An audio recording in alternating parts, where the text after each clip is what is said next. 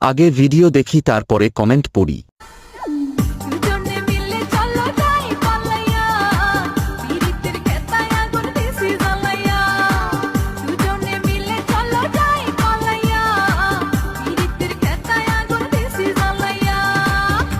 এটা কি গাছ, দেশি গাছ না ফার্ম গাছ?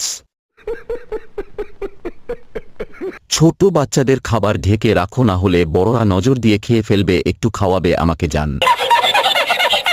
বর্জ্যপাত এবং বীর্যপাত দুটোই ভয়ঙ্কর। একটাতে মানুষের মৃত্যু হয়, আরেকটাতে তোমার মতো মাগি জন্ম হয়। কেউ আমার হাত মারার পার্টনার হবে। দুইটা মিলে 20 কেজি হবে। পুরুষ হয়ে বিপদে আছি, আমার দেখানোর মতো কিছু নাই। চালিয়ে যাও, তোমার ছেলে একদিন তোমার ভিডিও দেখে হ্যান্ডেল মারবে ইনশাআল্লাহ। দেশের চাহিদা মিটিয়ে বিদেশেও রপ্তানি করা যাবে।